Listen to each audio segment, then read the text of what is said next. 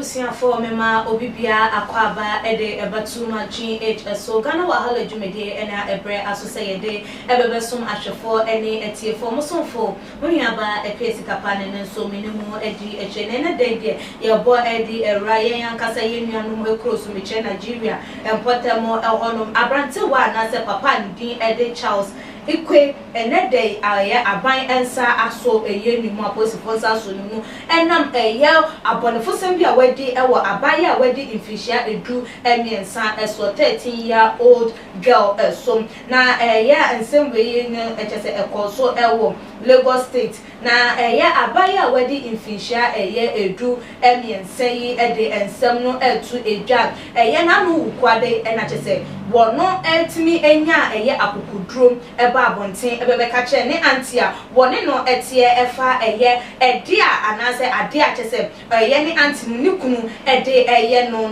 ehum na ebusuafo akwada no etrimam eye ne papa ewu at the tender age enti na chese wone ne anti no ena eba ebebetena ya ne anti no nso no wone eye ni kunu eye Charles eye Ikweyi ena chese womo etie ewo eye Nigeria eye Lagos State honum na abaya no etrimam abrene abrebi achese ne anti no ebe free eye efie epe eye Mrs Ikwe ebe free efie epe no na ne eye papa ode Charles yi no de wo friend no daddy enam eye ne gender anasese wo ye bema etino edin a wo se wo mo ede efre no ewo fie ho no according to eye abaya no o chema ya chese eye Charles Ikwe yi wo mo efre no eye daddy ewo efie na akwada no ede ne nsem no etu edwa no se ebra eye ne anti no ebe free efie epe na ne papa yi aba na ne eye blue film yi bi wode aba be kire no ewo ne phone so me kire eye pornography na ne wode ebi aba na ne phone so na wode abra ne se wonye den won hwe eye ebi na ne wo no so eye den ehwe wo hwe na wo hwe afi wo wie ne no anu wa hwe wie di a ene me so me to aso ewo so na ne papa yi afose no na ne wo butu ne so ne hide ya hemre e chen se wanya eye fufuo bi a wo de no de si tim na ne wagya no ede no eyeden ekom na no na ato akoso na ma chese eye abaya na se ne anti a wone ne te no ehu eye nsesaye ewonimu a enu nti no wode no eye tena se ebusebusa ne nsem a ohun se akwadanda bibi ha no wode ne ko eye hospital no mokoko examine no mu se biem abaya ne jese na se ahoma de ya tete no ede amano na se na eye akwada no ede ne nsem no etu edwa se every time daddy needed to do it he will present me blue movie pornography in his cell phone.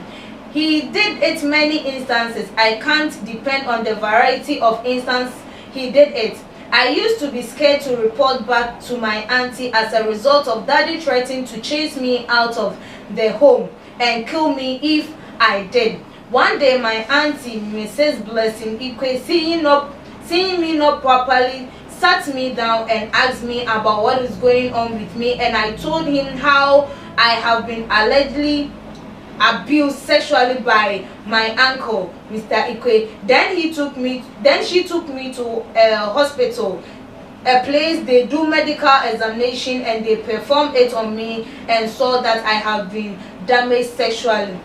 We ene eye abaya no nsem a wode eye den atu edwa na chese eye wo chire mu no na chese maame no ena ehu ensesaye ewonimu se de midi kan na no ena ma wo nsusu nya kokodro emra ye examine na ye hu se a da bi obi edi abaya yi bone wobubu na se eye ahwenie no agu chese wobubu ho agu mama chese tokuro ababa beda ho no muntini chese ye tutu na no na no kure na ena wo se wonye de wonka na enka na de nte no ntimi kan na ye se papa no eye den etretin no so wonim na wo boso edi chire obi a ene wo betu na fifo ne kunkurampo na wo beku ne no na ma ne ye den esuro ye a no ntina wo ntimi enye den enka na se na de ye hu se na se nwoma ya tete ne de na de bi no betimi de asie ka na wo se wo kam na no na chese wo kan ye ma ye empenifon wo ye Lagos State ye commander wo ho no Mr. ye Ayeni Paul address ye nsensem no e di etu edwa esem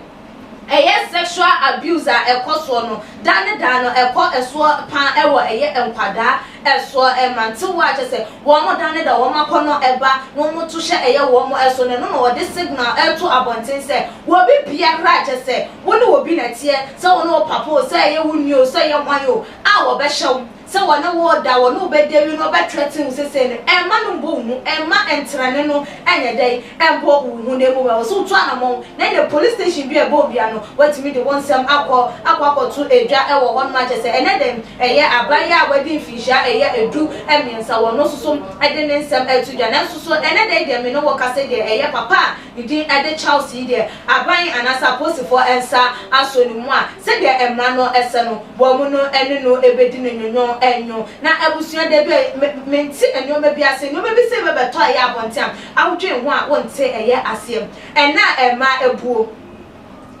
ema nkasa krampo ne ebidu wo ho bo afode se wo gina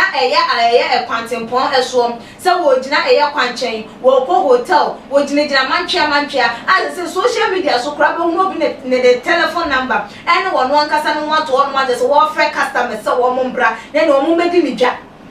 na we nyina wo we nyina se da bi ebie ne wo no ma me pɛ wo mo ma ya available ma ya o ma je so mo do mo kra be ma me ne nya de se mekɔ enti no obi a chese wono do onye ready wonye willing wo woni team mu ono e na me pese me di ne bone aya na ye de ye wia na ye de akwa hye bonsam enti de bia na ye de ye ne ye ne isu ya kono bone a ye de ache no e be hye bonsam na bonsam wa breyen o wa breyen adan na emema chese mo adi esama ha mu no muntimi like muntimi nchechere ana ye ntwe fi wo mamu yentiti free wo mama na mo ntimi ntomo ana a chese dane da mo di bone enoma ense emfata enkwada wo mo ye innocent na mo se wo mabrabo afi akwada no obenyini na afi da emotional trauma no e wo ni tim all because of abuse na ya abusing sexually no afi ne mema ho ye nehim afi wo obenyini a wo besiso a na chese mema e be hia na wo no mo tena wo di wo msika no wo gya wo mo di wo masi baby wo fo bema we na wo chese wo ne na one need tina for some time. What didn't see kana fi bema na eco broke a draw area cause say me nya ready say me be worry. Na ama aware krampon e free ebinum wale wo mo ware nyina all because of sexual abusement abuse woman ebra na wo mo etim mu enu nti ena ma ebinum da so that trauma mu a member ebi wo krampa de say be ma kwa approach na one person wo beben no obi wo honu so no do ne be ma ne betu esa eso pass wo no mo betena say aware for pande enya de so obeyi because woni ebi atena woni ni nua bi ana so woni mema bi ade ahia do wo ade ye no ne kwada bremu ni ti no enya de say mema krampo no wo mo na kono enu kan wo bi krampo na ebi ade wo mo akokọ ye supi lesbian so ne be ma betena pa de ne yonko ba betena enti da ben da na mo betimi ahia makono eso enkosi da ben na mbekọ so difale enkrofo ema asa wo ma brabo ama wo ma brabo ayabasa live wo mo in a different world that so wo mo be ebre wo mo be sun wo mo be dwendwen enti ne ye ko mema na ye anase ya mo mema na ye anase wu be ma na ye anase wa wo be ma na a wo yire enye se wo ni yire wo yire bibia de ema anase se no se ma no so no mo kokodru dem ma mo hye gens enu si na sa no ma we because enu man proso wo be hu na be ma na akwada keto no ne na da no asa na brabo na wa ye na yakayaka de ye ti sa no ma we bebre e go si da ben na etuo ebetimi aye den etwa ye tu nkwada afo so wo munyai se wo mo ehye ntade a expose wo na mo mpanifo no so mo so mo nje futuo ni ebiwai because ye den ya futuo we ye ensa futu akwada timi to bi panyi enso etimi etubi na nso nyansa wo no wo fa bi na ma ye de wo hwa ebi nim no na no so waja e da to nche na dane da ye betufo na ye tu nkwada fo na mo mperifo so mo so de mo ye wa kire enya e na be de nkwada no so aja de wo mo eye no abushafo enyoma we eye adoso hu behia se enyoma bia we se ye nyo nhihye ye wo se di gu akwam ehwe e masa enyoma we eto etimi twa no ye ntimi enye na eto entimi enye de entwa emfa emaye aha ena edi dwumede ne ese adwentwe bia wo fa nsam no no fa bra e otuma gh comment section like videos na share me din e de ekwe sika pada se ne ye besa ne share Too much GH. Me did I say Japan. A break and best TV. Me show too much GH. The move for. Hey, almost sports and as entertainment. Hey, the move for. Munko so show mo. No anybody de bia. Madam I say love you. Me did the Isaac Ojampo. But me a family the great tempo. Bring. One man come when you too much GH. Too much GH. Mu too much. Na me so me I'm more fire. Too much GH. We boy what? Shout out to your fans and everybody who is watching Too Much GH.